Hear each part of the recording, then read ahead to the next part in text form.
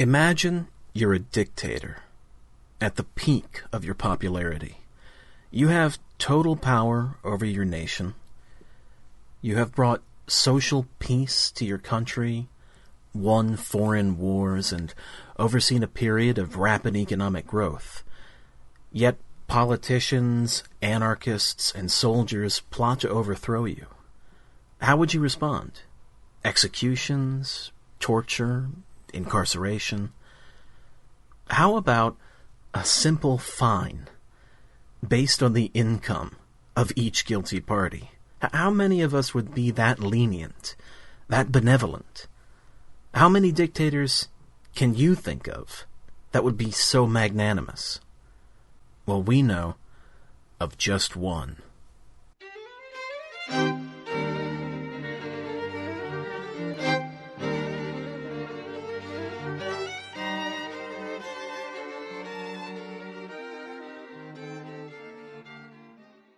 Hello, and welcome to episode 7 of History's Most Benevolent Dictator.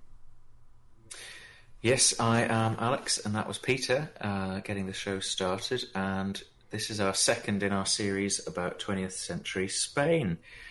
And we are going to pick up immediately where we left off last episode, so if you haven't listened to that one, episode 6, History's Worst Democracy, we would recommend you have a listen to that first of all. And today, this democracy is finished, and we're going to move into a dictatorship. Yeah.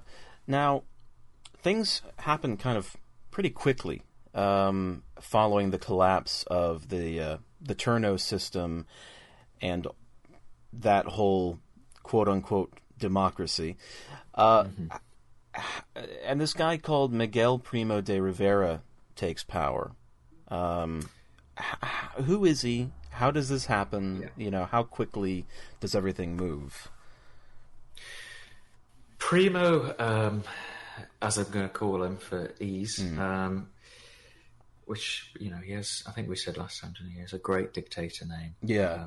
General Primo de Rivera is a fantastic kind of Latin American.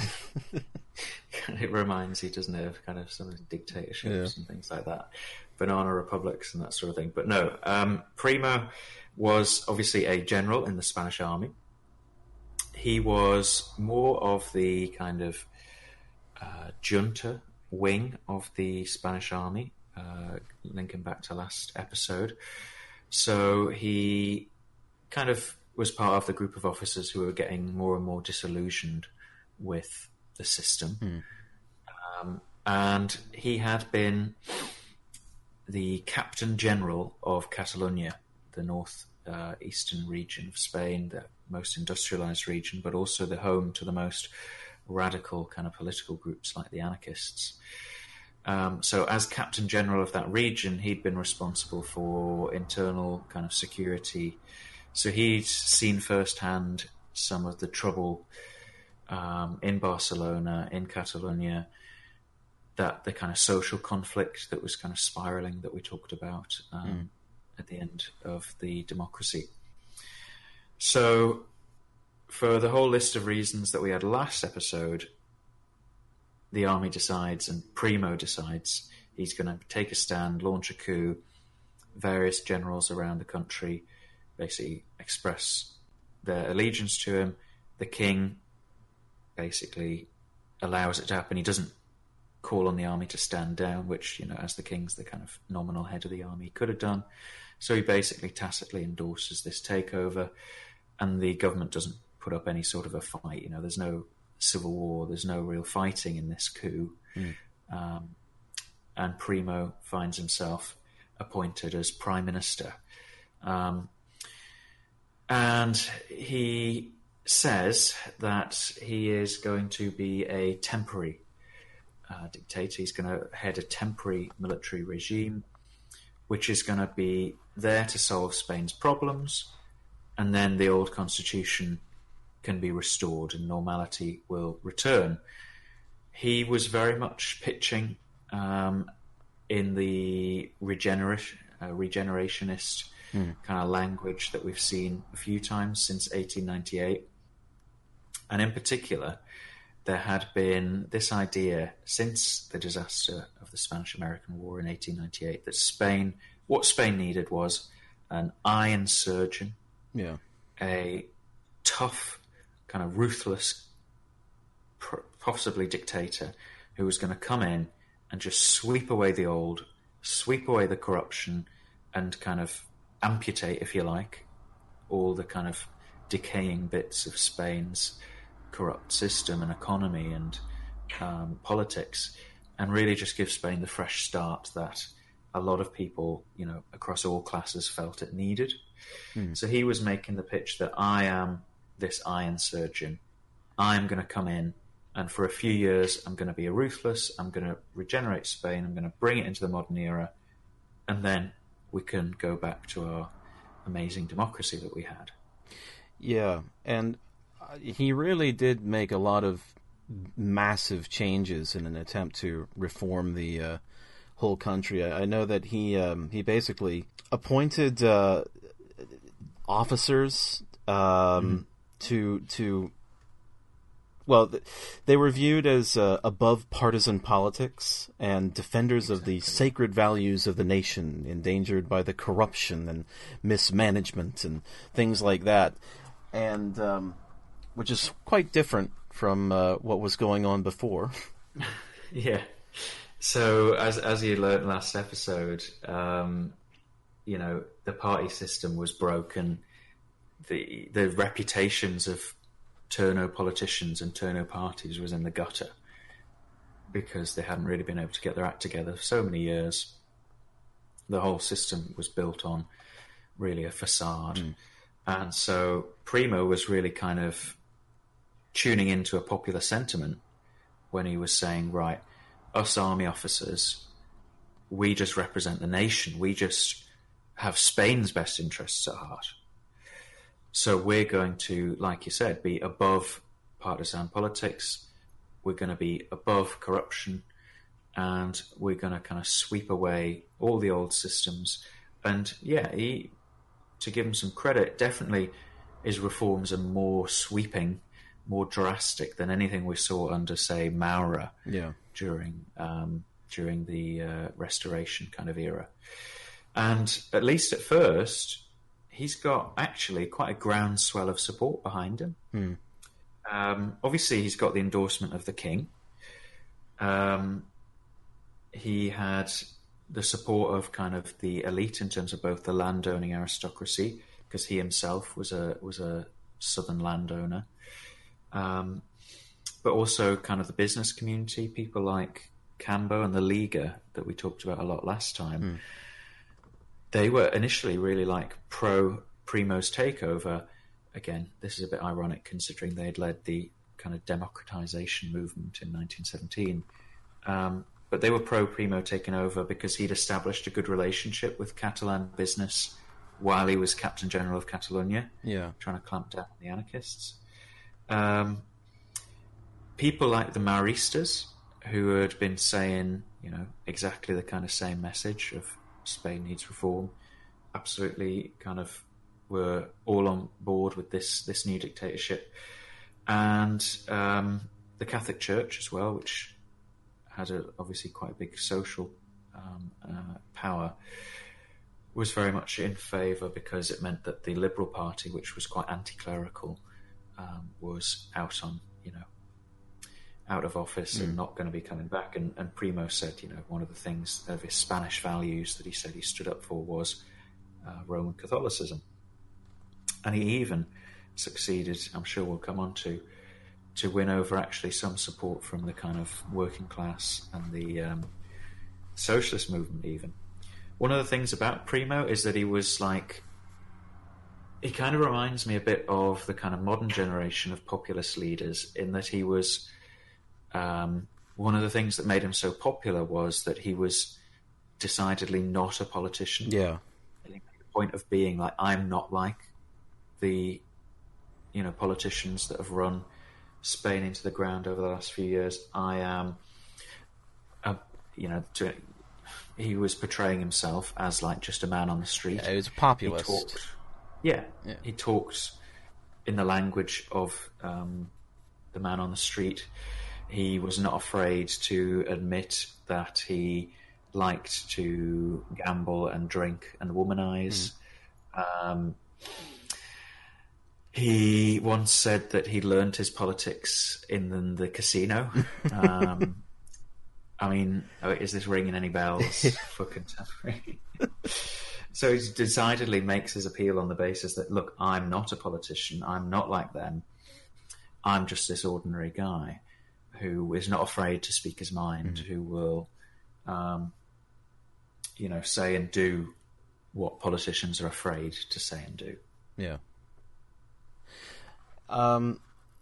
And so how well does this, I assume that this is very well received by the general public of Spain, and, everybody's on board pretty much with having a dictator. Yeah, I mean, it's not that unusual, like for Spain, given that there was quite a few kind of military coups in the 19th century. If you imagine a coup, a military takeover in a modern democracy, in the United States or in Great Britain, everyone would be going mad, because this would seem insane. But it wasn't, to some extent, such an unusual occurrence in Spain. And he sets out to try and make good on these kind of promises, to basically fix all the problems. And one of his first targets is, the old elite, the caciques, the corrupt turno political system. He's basically making a drain the swamp kind of pitch. So like you mentioned actually a few moments ago, he appoints mostly army officers. He basically dissolves all the local government, town councils, that sort of thing, because they were, totally in the hands of caciques. Bars people from political office also being directors of companies, and introduces army officers to basically run each locality. Gradually over the life of the regime, civilian appointees begin to kind of take over. And these are labelled pocket iron surgeons. So these guys are going to go into each locality and themselves sweep away the corruption, and do kind of Primo's work at a local level and get rid of the influence of the caciques and the landowners and the bosses that kind of have run things up to that point. And how successful were they in rooting out the corruption and draining the swamp on a local level? To be honest, it's more of a propaganda success than an actual success. Yeah. It looks good, it plays well, but if you think about it, who's he appointing into these places? Army officers who are going to be, for the most part, conservative, even reactionary in their political views. Very few of these pocket iron surgeons actually take on the local cacique or the local landowner. Usually they'd more, come to an arrangement, come to an understanding with them. Or else the pocket iron surgeon himself might just become the new cacique because he has kind of almost total power over one little locality.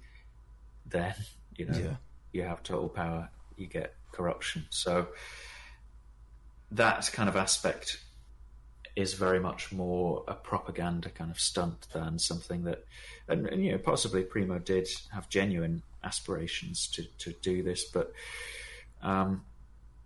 in reality, not that much changes on the ground.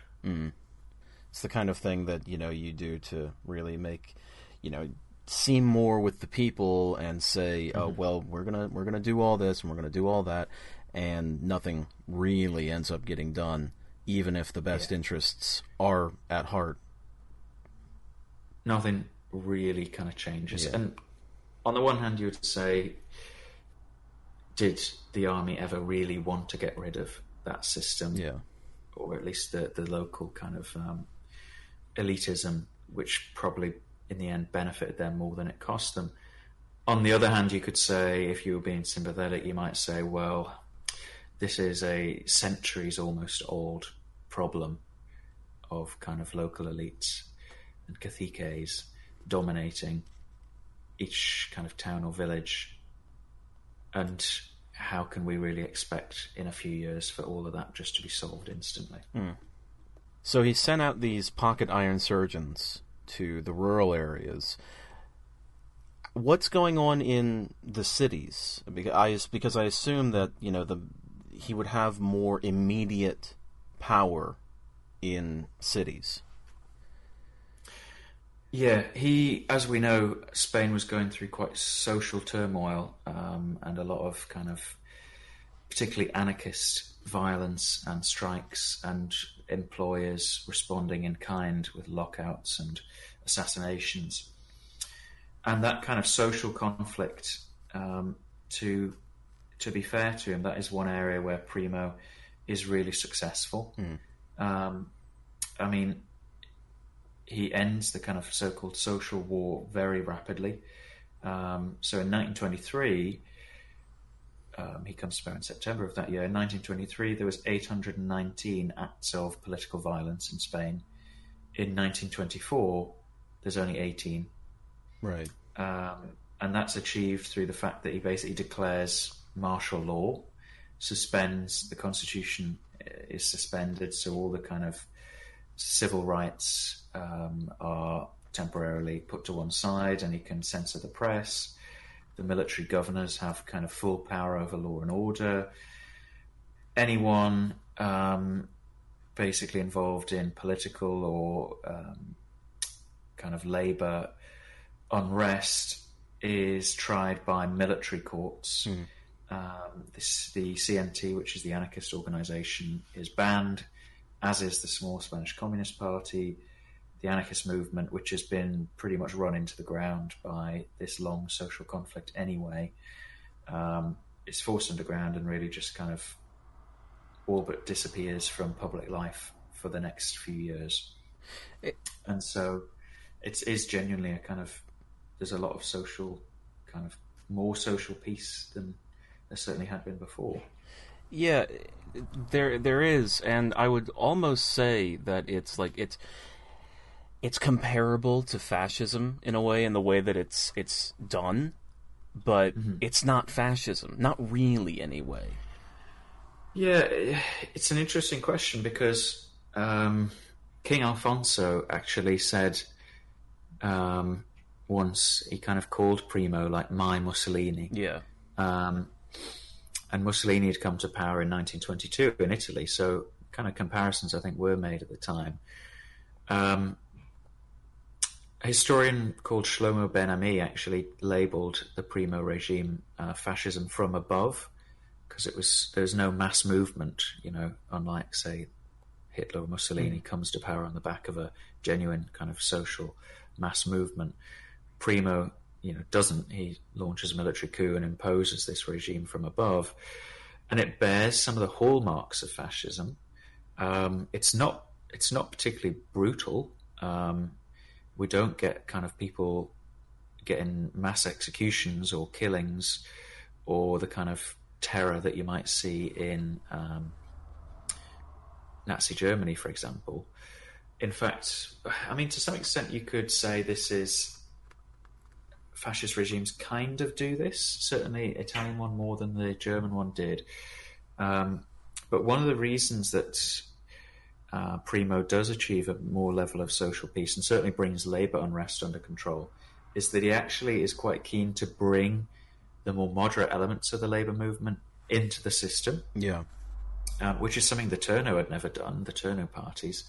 So the UGT, which was the Socialist Party's trade union, is basically invited to be the official representatives of labour within the regime. And Primo sets up what's called joint committees, which is where disputes between, obviously, employees and employers have to be resolved through mediation, through government committees that will kind of hear both sides. And the UGT, the Socialist Union, is given the joint committees, as they get to represent labour, they get to represent the workers. So, like I said, it's more actually than the so-called democratic turno parties ever did in terms of bringing the workers' movements into positions of power. And actually the joint committees on the whole find in favour more of the employees, the workers, than they do the bosses. Possibly partly because of the kind of Primo has quite a paternalistic side to him. You know, he's quite a paternalistic conservative in the sense that he genuinely, I think, did want to improve the living conditions. And as we've seen in the last episode, perhaps another reason why they often found in favour of the employee is because social kind of conditions and inequality were so bad in Spain. Some, even in the anarchist movement, believe they should start participating in the joint committees. It doesn't come about, but it just shows you that there was kind of some genuine goodwill towards the regime within the left, which is quite surprising.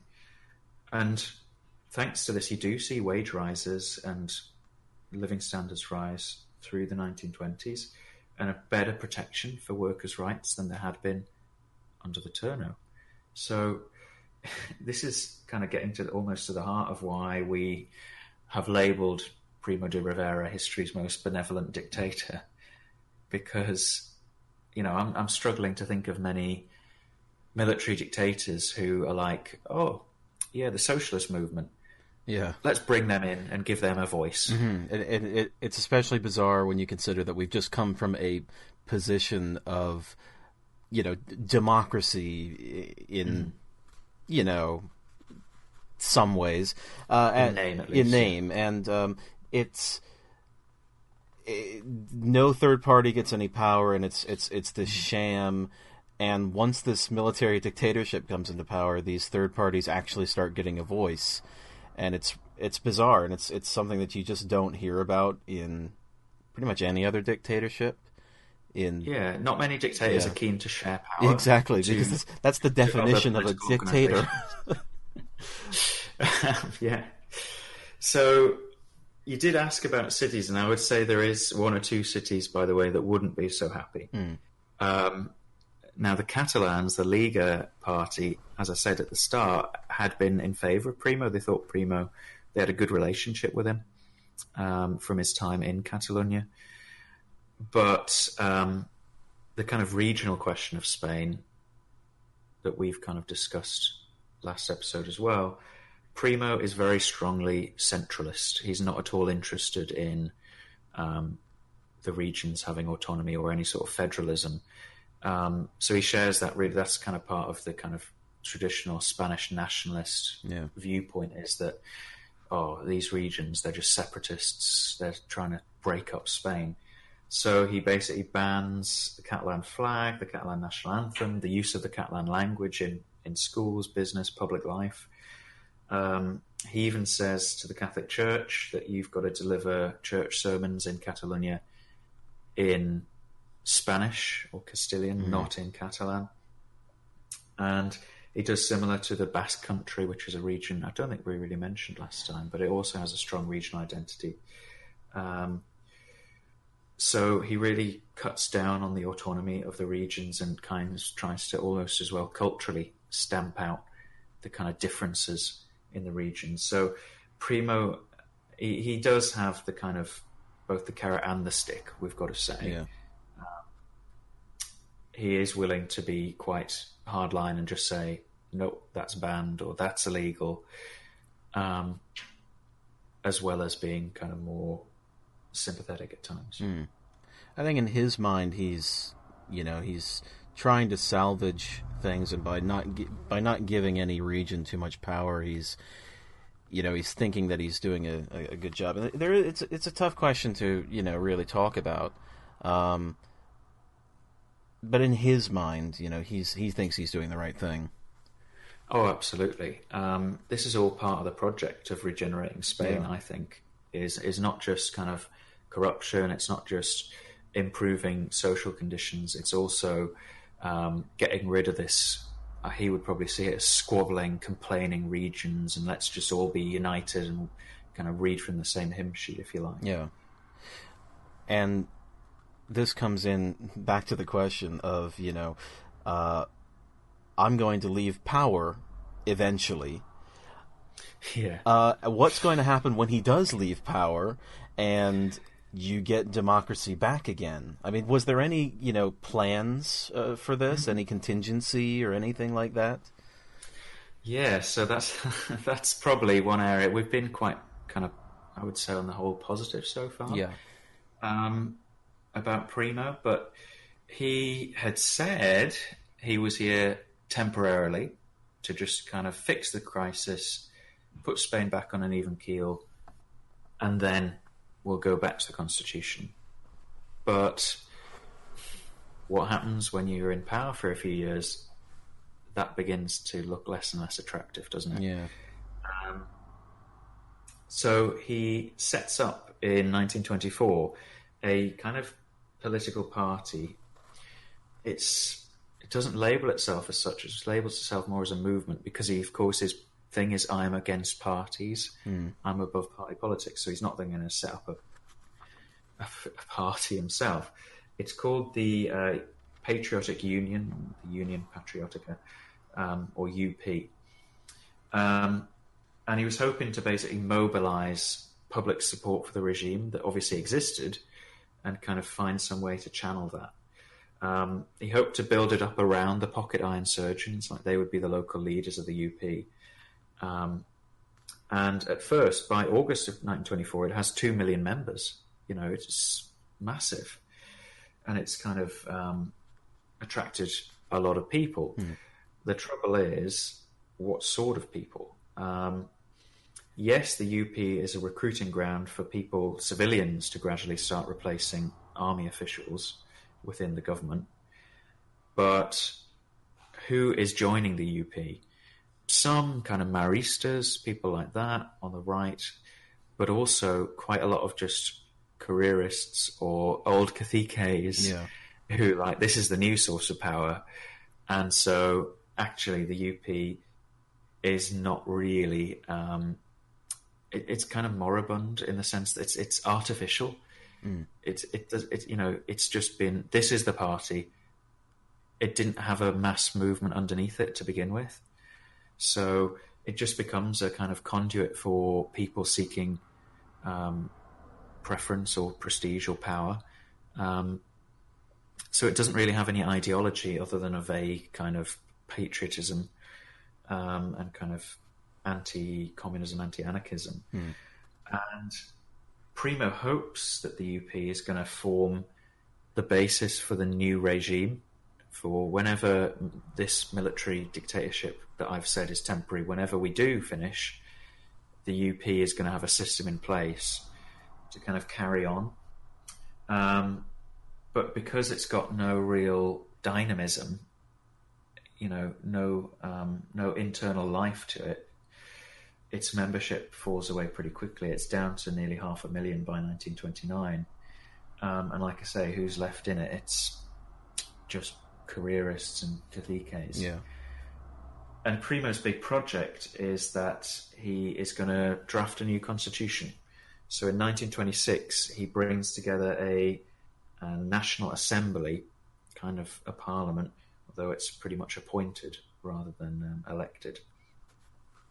And they are going to write up a new system based kind of on the UP of a new kind of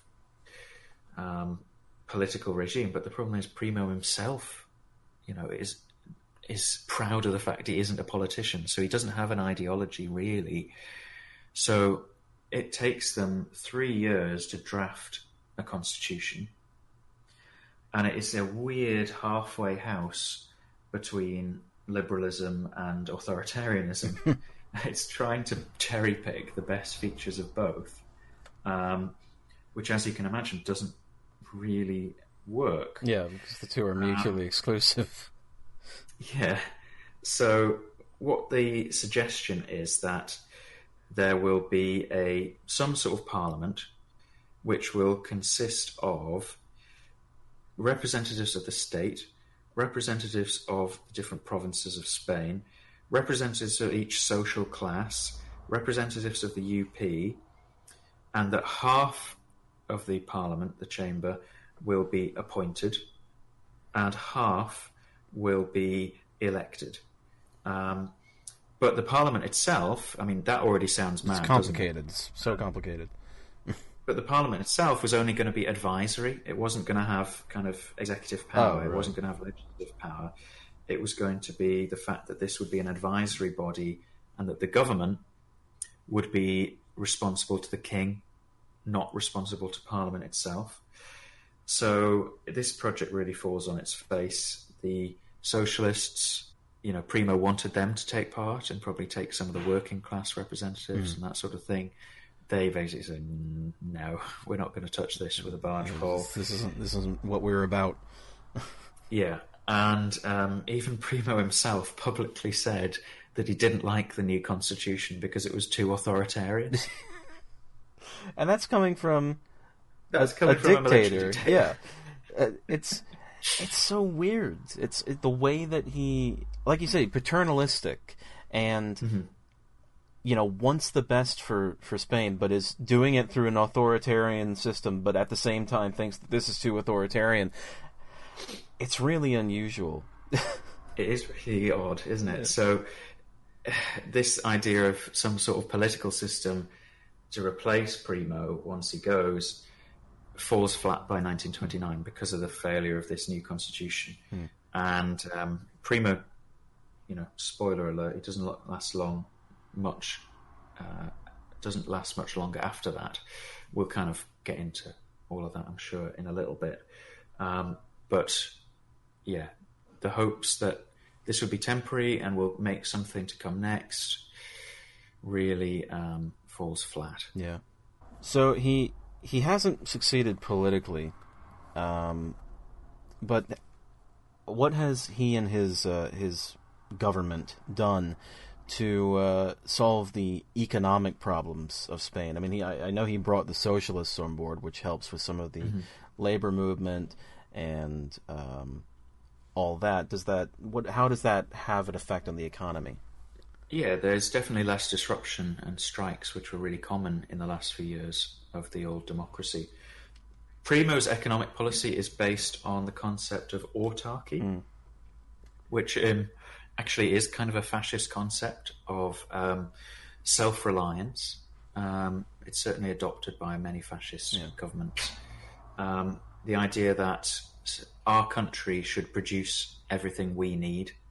Let's not have any imports. And it's kind of based on it kind of seems to the layman to be kind of sensible economics, because if we just buy all our own stuff, we'll boost our own economy, and it'll mean we don't have to worry about the kind of ups and downs of the world economy. We'll just sort out ourselves. But obviously, economics is slightly more complex than that. It's not really that black and white, and there's a lot of theories out there about why autarky doesn't really work that well, but it certainly hasn't really worked in the 20th century, I would say. So the policy is based on, we'll put really high tariffs on goods coming into Spain to protect Spanish industry and make sure people buy Spanish stuff. There was state control of some areas of the economy. So there's quite a large public sector, people employed by the state. In fact, it was the third largest public sector in the world, behind fascist Italy and obviously communist Soviet Union. And the government encouraged large companies to kind of invest. It encouraged monopolies as well, large companies to merge. They spent a lot of money on infrastructure, road, railway, electrification, health, education, housing, trying to kind of do what back in 1916 the Plan for National Reconstruction had run into kind of political problems. They couldn't get it through the Cortes. Well, Primo doesn't have to worry about that. He can just get things done. He wants to do it, he'll do it. So actually, economically, on the surface, there was pretty much full employment. There was big profits being made by the big companies. There was certainly improvements in terms of standard of living and in terms of the kind of infrastructure of Spain, modernizing it. But you're probably wondering, how on earth is he paying for all this? Yeah, I am quite curious. The answer really is that he isn't. All of this growth and spending was based on borrowing. The finance minister, a guy called Calvo Sotelo, basically did a little not particularly clever accountancy trick of creating what was called the extraordinary budget. So for special projects and things like that, that's all going to be funded separately, basically just by borrowing money. And then you've got the normal budget that everything looks fine. Yeah, that's nice and balanced. And then all these big ambitious projects, they're all off in the extraordinary budget, but don't worry about that. That's completely separate. Yeah, just that's fine. So this was all built on credit. I mean, the 1920s was a time of spending on credit, wasn't it? Yeah. If you think about the United States, for example, and the boom there. But as with the USA, it's not sustainable. So at some point, this is going to be a problem. Yeah, and 1929, obviously a pretty dire year for the world economy. How does this affect Spain? Well, as you can imagine, it's not good. Spain, in fairness, is not as affected by the crash and the Great Depression as much as some countries, because it isn't so dependent on international trade. A lot of economies, rely on selling their goods around the world. That's one of the reasons, for example, Germany suffered so badly in the Great Depression. Yeah. Was that it's a manufacturing nation reliant on world trade and world credit, and the complete collapse of that obviously hit them really hard. Spain, as we've kind of said, it was quite an isolationist economy, so it didn't see as catastrophic a collapse as, say, the United States or Germany. But what you did see is, demand around the world is drying up, so exports begin to fall, and the value of the peseta, the Spanish currency, really tumbles. They go from 29.5 pesetas to the pound sterling to 42.10 because confidence in the Spanish economy, and particularly in the Spanish government's balance books, really falls. Now, this means that prices are going to rise because the peseta is worth less. And Primo has no cash reserves to fall back on. He's been spending. And the people, though, he's getting his credit from, industrialists, the business world, the landowners, they basically are like, we're not going to lend the government any more money because look at the economy, look at the world economy. This isn't the time for us to start lending out our money. Yeah. And we're not sure we can trust Primo with our money because he's racked up such huge debts. There is also an argument made by some historians that by the end of the 20s, the business elite and the landowners of Spain were also kind of getting fed up with Primo because he'd been so kind of pro-worker with a lot of his both public spending and the decisions of the joint committees I mentioned.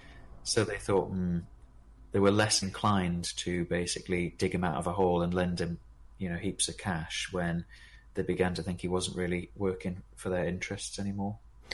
Right. Well, this is all going in a very bad direction for Primo, and it's compounding on his on what we talked about before. We're beginning to kind of we're seeing the downfall. Some problems. There is one sector that we haven't talked about though, and that is Morocco. Yeah, so I mean, we've gone on a bit of a downer there. So let's give him a bit more praise. Yeah. Let's go for somewhere that he does succeed. So we talked a lot last time about the war in Morocco, a long, bloody colonial conflict that Spain was fighting. And obviously that is one of the biggest kind of headaches that he inherits, is the fact that there's this ongoing war, and obviously you had the annual disaster. Spain is not doing well in Morocco. Now, Primo, as I kind of mentioned before, he's a kind of junta officer. He hasn't really seen much of the war in Morocco, so he's not particularly trusted or liked, funnily enough, by the Africanista officers, the officers who fought and served in in Morocco. So actually a section of the army are not much keen on Primo, particularly as one of his first military moves is to basically withdraw from a lot of Spain's Moroccan holdings down to some key cities and defensive lines, because he doesn't want more disasters, he doesn't want more casualties. He visited Morocco in July of 1924, and he just got abuse and disrespect from Africanista officers wherever he went, which is kind of, again, a bit striking that this guy is military dictator. He's a leading general, and half the army are just abusing him. They were just really kind of rude to him and discourteous to him. He watched a parade, obviously kind of presentation of the troops, and the kind of most brutal troops in the Spanish army, the Foreign Legion, marched past him with the heads of Moroccans on their bayonets. Right. Just, I think, a real kind of statement of derision and just do not mess with us. But Primo's defensive policy ends up being a massive stroke of good fortune, because the Moroccan rebel leader, a guy called Abdelkrim, interprets the Spanish withdrawal as a sign of weakness, which, in fairness, it was. But Abdelkrim makes a huge mistake in 1925. He thinks the Spaniards are beaten, and so he and his rebels invade French Morocco. The neighbouring Morocco at that time was split between colonial powers, and a big chunk of it was ruled by the French. Now, France is a proper power. France is a serious country, unlike Spain, with a serious military. So once the war spreads to French Morocco, the French government signs an alliance with Primo to basically team up and bring Abdelkrim down. They basically put together a pincer movement of the French kind of advancing up from the south, and the Spanish army plans a very ambitious amphibious landing at Al-Humas Bay to kind of hit the Moroccans from the north. It goes in September 1925. It succeeds, but it's a bit of a farce in a way, because the Spanish who land on the beaches of Al-Humas Bay are, it's like Omaha, but 10 times worse. They're trapped on the beach for about 2 weeks. Ooh. They can't fight their way off the beach. Eventually they do, but once again, the Spanish military is not really up to scratch. They're really stuck in their bridgehead for a long time. And to be honest, it's more the French advance that puts paid to the fighting of the Moroccan rebels.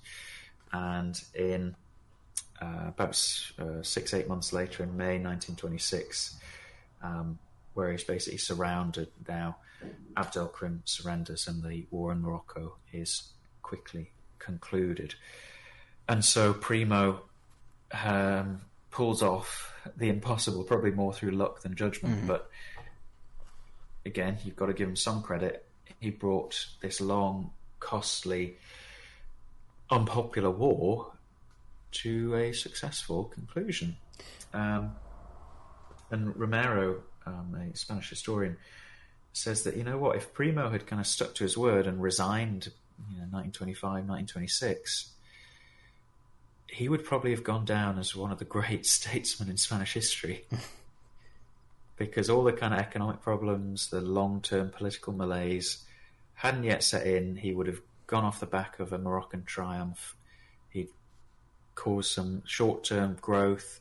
He'd ended social conflict. He seemed to be quite, fair and even-handed. So if only he had stepped down, as he promised he would, perhaps his reputation would be massively greater than it is. Yeah, but he doesn't. And Indeed. It all starts to crumble from here on out. Yeah. Funnily enough, the first source of opposition for Primo is actually the army. Like I mentioned, the Africanista wing of the army didn't like him. But this kind of flips on its head in 1925, 1926, when Primo wins the war in Morocco. He's suddenly super popular with the Africanistas, and ironically, his popularity with the kind of junta officers, the officers who aren't so involved in the war, flips on its head. And they begin to see him as, oh, he's an Africanista, he just favours all of those guys, he gives them promotions just because they're brave on the battlefield. For instance, a young officer called Francisco Franco gets promoted on the back of the Moroccan War to be the youngest general in Europe. And he's also appointed head of a brand new Spain's new military academy. He's appointed the head of it in, I think it's 1928. So the junta kind of wing of the army begins to be like, well, hang on, this guy isn't looking out for us. And of course, we saw in 1917 what happens when officers begin to think the government isn't looking out for them. So as early as June of 1926, there was actually a failed coup to overthrow Primo. It was a strange kind of mixture of old kind of generals of the more junta wing of the army, a few of the old politicians, Count Romananes. Oh, there he is. Is back, and he's kind of one of the political leads of the coup. But they even sign up anarchists as well. It's just this mad kind of job lot of anyone who probably doesn't like Primo. Let's sign them up. And unsurprisingly, the coup is an absolute disaster, and such a ridiculous combination of political forces falls apart, and the regime very easily dismantles it. And Benevolent Dictator, how would you expect a military dictator to respond to traitors plotting to overthrow him? Well, if this was Italy or Germany or, insert dictatorship here, you'd probably have them killed. Yes, I mean, Hitler has a whole load of his own party members murdered in the Night of the Long Knives for potentially maybe perhaps it's not even treason. It's planned overthrow. Yeah. No, what Primo's approach is that he is going to fine the conspirators. He's going to impose a fine for plotting to overthrow him, not even lock them up. And this is incredible. He fines them proportionally to how wealthy they are.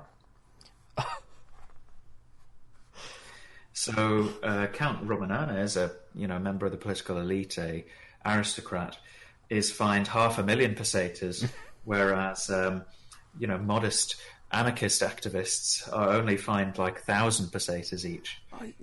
By the way, he's nothing if not fair. I mean, he's a stand-up dictator. All you can ask from your dictator is that he understands the common man and knows when fair is fair. Yeah, and if you try and overthrow him and you don't have a lot of money, then he will fine you a relatively small amount and just hope you don't try it again. I mean, you probably will want to try it again because he's just fined you, but... It's really, really just... I haven't heard of anything like that. It's bizarre. In history. I mean, in medieval times, for example, a baron who was plotting to overthrow the king might well have their wealth and lands confiscated, for example. So I suppose that could be seen as something similar. It's a similarity, but it's not. It's not the same as like a fine, a relatively minor thing compared to, death or having all of your land and money taken from you. Just a fine. Or being locked up. It's like it's like a speeding ticket. Yeah. Please don't do that again. So unsurprisingly, discontent still bubbles over in the army. He hadn't quashed it with that fining policy. And so in January of 1929, there's another coup attempt that only succeeds in one kind of fairly minor town, where a combination of army officers and a few members of the old Conservative Party from the Turno. Most prominently, a guy called Jose Sanchez Guerrera, who'd taken over when Dato was assassinated, which I kind of alluded to last time. It doesn't find much support. In fact, the only chunk of the army that supports it is the artillery corps, the artillerymen. Reason being is they kind of have the most gripes around kind of promotion and pay, because if you're an artilleryman, you're never going to win an award for bravery or a field promotion compared to somebody in the infantry, for example. Right.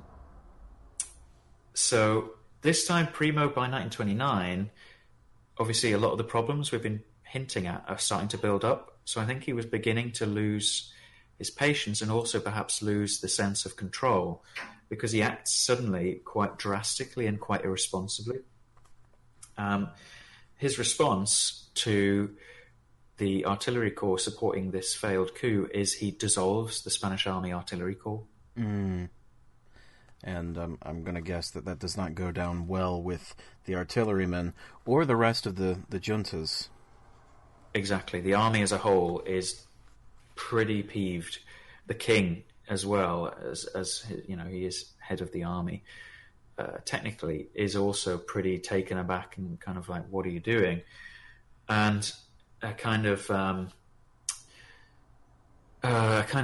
measure of the army's discontent is the fact that Sanchez Guerrera, the conservative leader, is obviously tried before a military court. That was one of the things Primo had brought in, and the military court finds him not guilty. So he gets he's another coup leader getting off scot-free. Yeah. But it just shows you the army, that was just a big, we would say 2 fingers up, basically, just to, telling Primo where to go. You've dissolved the artillery corps. Well, we're going to find Sanchez Guerrera not guilty. So I kind of think we're at the point now, by 1929, of this is beginning to fall apart.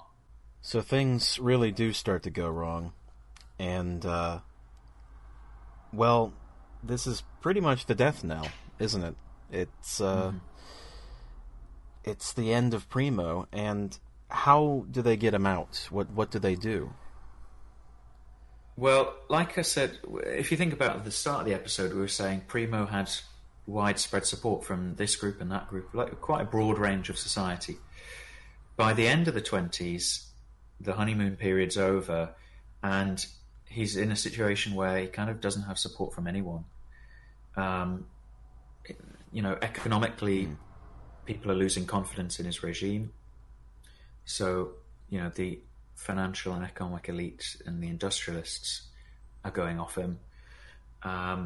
Obviously, a lot of them as well are Catalan, and he's angered Catalans. The workers' movements, the Socialist Party is basically thinking, hang on, this is a sinking ship. We need to cut ties, despite the fact that this regime's kind of been quite good for us. And that was kind of signified by their refusal to take part in the new idea of a parliament. The army, we've kind of pointed out, he's lost all his authority over the army despite being a military dictator. And even the king himself, the king was definitely annoyed about the dissolution of the artillery corps. But also the king, by the late 1920s, is beginning to get a bit frustrated at the loss of his own power and influence. Because if you think about the turno system, King Alfonso had a lot of power and influence. Yeah. He was getting to kind of pick when to change over, who should be prime minister. He was doing a lot of meddling in political affairs. Under Primo, he's basically had to sit for 6-7 years and just watch. He's had no kind of authority. Yeah. I was gonna ask, like, how much authority did he have during the Primo years? Because I know that before, when we talked about, just as a brief aside, when we talked about the failed attempt at writing a constitution and forming a new parliament, the king had executive order there, essentially. Yeah, it would be going back to the old system of the king being the ultimate kind of arbiter of politics. But while Primo's in place, the king really doesn't have much of a say at all because he's a dictator, and the king also, I think, resented the fact that Primo's popularity, the fact that Primo seemed to have a connection with people, ordinary people, that he didn't have. Yeah. So he'd really been displaced as the figurehead of the state by Primo. And so I think there's a large degree as well that the king is getting to the point where he's like, maybe time for this man to go. Yeah. And Primo himself is increasingly ill. He was suffering from diabetes and from alcoholism. Well, so he's not a well man. And he's realizing that actually the pressure's mounting on him. He's running out of support. He becomes aware of the fact that the king is probably keen on him stepping down. And obviously the king is the man who could remove him because Primo still technically holds the office of prime minister. And it's the king who can hire and fire. So in January of 1930, Primo writes to the captain general of each region, the military head of each region, basically begging and asking, can I still rely on your support? Do I still have your confidence? And every last one of them replies, basically evasively dodges the question and says, vaguely kind of hints at the fact that they would support him, but no one comes out and says, yes, I'll stand by you, Primo. Yeah. Because of the way he's treated the army, but also because of the fact that they can probably tell which way the wind's blowing. This is, a man on his way out. So Primo, when he receives these replies, resigns. He resigns on the 28th of January 1930. He leaves the country, goes to Paris, and dies in a small hotel 2 months later. Wow. Which, again, history's most benevolent dictator. How many dictators just happily say, oh, well, I've not got the support I used to. Yeah. It's my time to go. Yeah, it's again, it's unheard of. You don't hear of any dictator really dying outside their own country in a small hotel from alcoholism and diabetes. Yeah. There's no uprising, there's no rebellion, there's no civil war, there's no successful coup attempt, there's no mass protests on the streets. There's no. He's not even sacked by the king. He retires. It all just ends really quietly. Yeah, I mean, even Mussolini was in 1943 basically ousted by his own party because they realised war was going the way it was going. Yeah. He was removed from office, but Primo steps aside. Yeah. He thinks, okay, right, I guess that's me then. And gives it all up. What was the general reaction of the average Spaniard to the retirement of, for what has been for the past, nearly a decade, dictator, the big man in charge? I think it was really just quite muted. Really kind of a peculiar end, isn't it? As it would kind of set out, by the end he kind of doesn't have any friends left. So I don't think there was mass kind of mourning for the fact that Primo's regime came to an end. Because a lot of groups on all kind of sides of the political spectrum were really looking to the future and wanting to change things going forwards. And like I kind of said before, it's almost like a tragedy, really, that if he had stepped aside in 1926, say, and resigned, he probably would have gone out as a really loved and gone out on a high, whereas he just kind of went out with a whimper here, and it was more kind of like you say, the different movements were kind of more plotting for the future rather than mourning Primo's passing. Yeah. Well, what is the future for Spain? Well, the king, in his wisdom, believes that it's time to go back to the restoration system, the turno. Oh, boy. So he appoints another general, General Barangua, assigns him the task of dismantling the Primo regime and restoring the old democracy, the old constitution. Now, this is a pretty massive mistake on the part of the king. Not just because that's a bad idea, but also because to do it, he picks an army general. I mean, if you want to send out the message of we're going back to democracy, picking another general was a bad call. And the choice of general was particularly poor. Barangua had been the overall commander in Morocco when the annual disaster happened. Oh, right. So his public reputation was terrible, and the responsibilities report, remember, had still never been published. So although Barangua probably personally didn't have that much responsibility, people could say he did. He was also wheelchair bound. He was a sick man. So again, probably not the dynamic force you needed to save the Spanish monarchy and remold the system. And lastly, sorry, this is just hilarious. Barangua picks for his government basically a selection of conservative figures from the old Conservative Party. The Liberal Party, or the people who used to be in the Liberal Party, throw their toys out the pram and say, hang on, we were in power when Primo took over. In the turno, it's our turn currently. So they want to resume their power from the turno. They said it was their turn in the turno, and so it's not fair that it's a Conservative government under Barangua. So they threw their toys out the pram and said, no, we're not cooperating with this restart of the turno because it's our turn. I wonder if they had gotten their turn, what would the reaction have been then? Would the turno still be happening today? Who knows? But yeah, I mean, one of the other problems actually was more structural.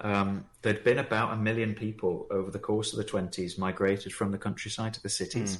Because of the economic development and prosperity and growing industry, quite a lot of, not all, but a significant number of the kind of rural population moved to cities, which means that caciqueism was instantly less effective when they tried to, reinstall it.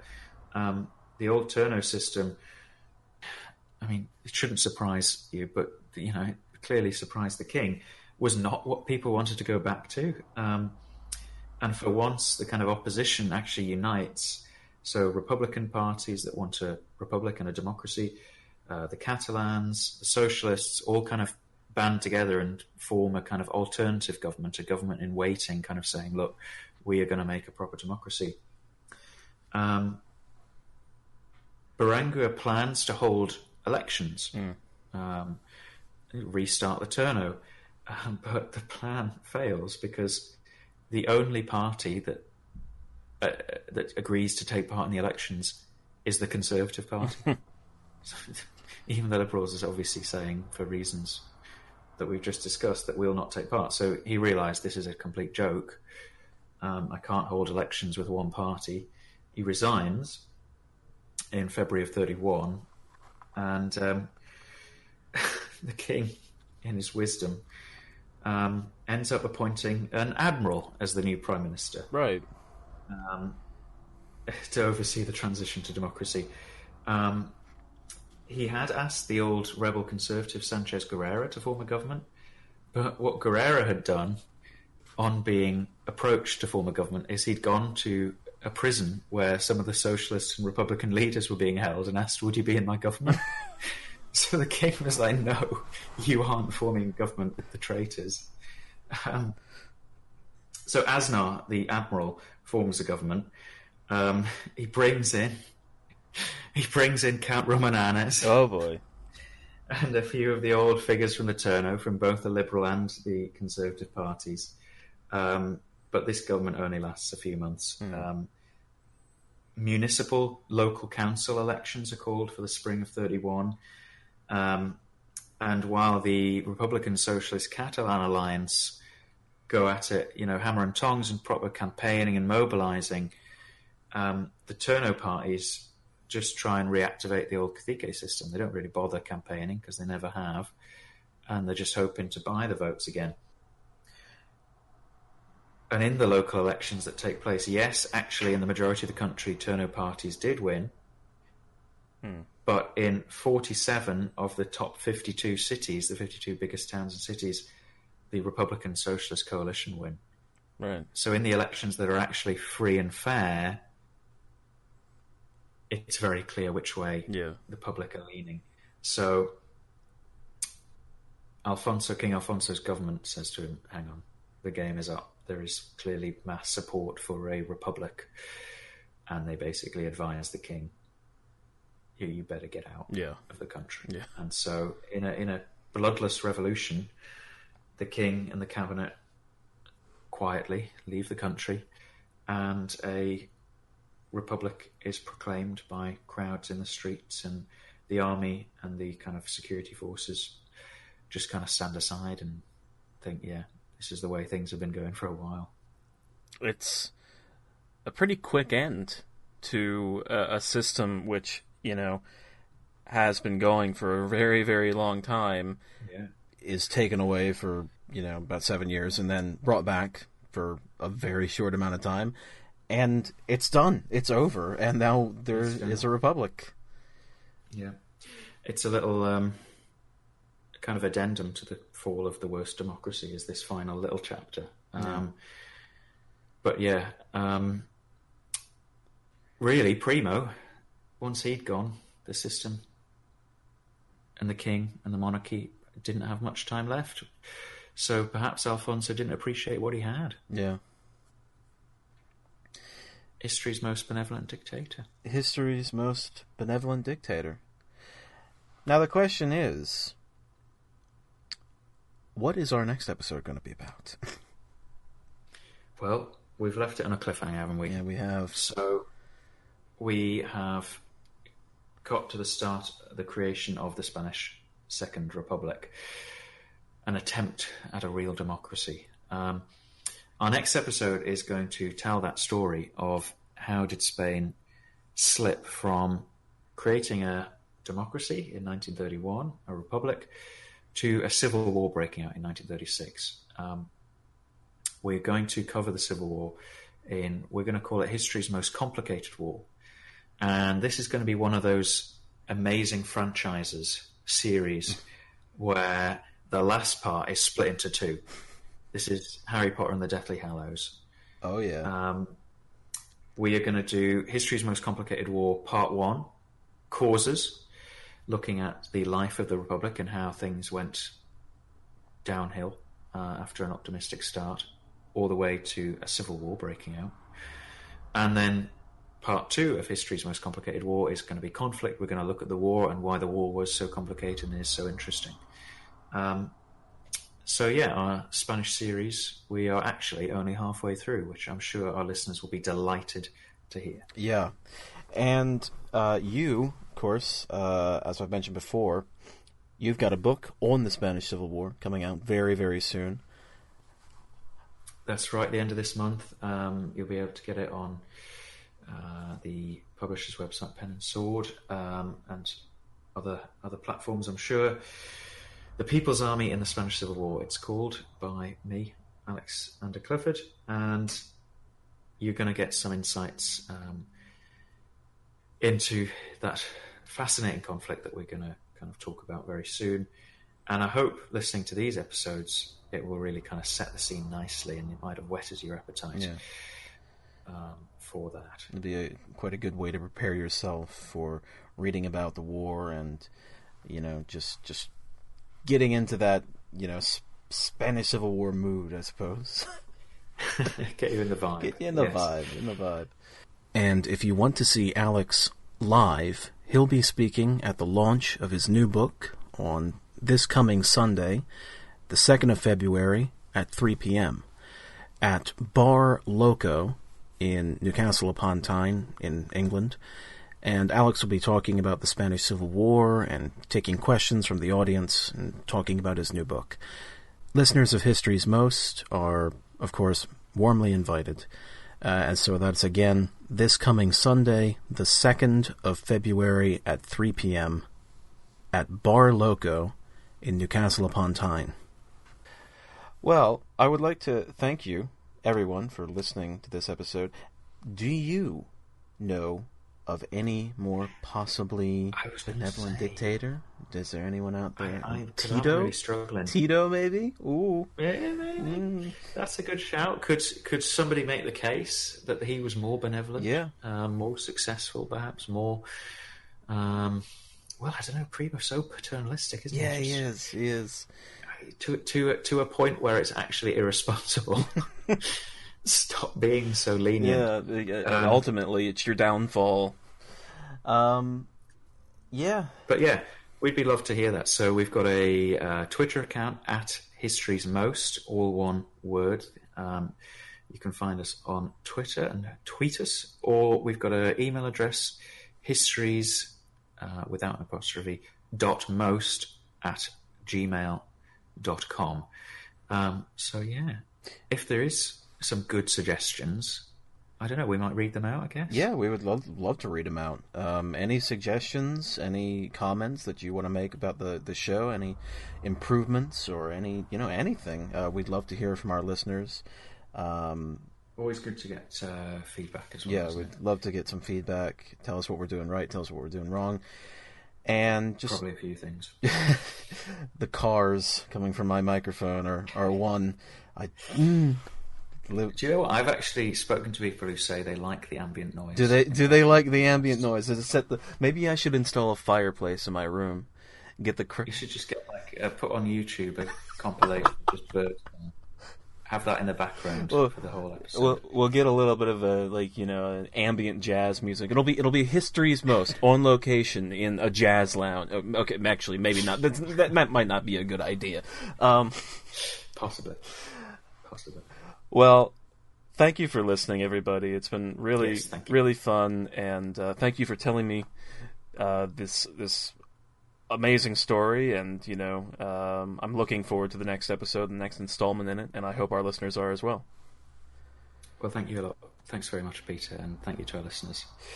So yeah, from us at History's Most, I have been Peter, and I've been Alex. Have a great day.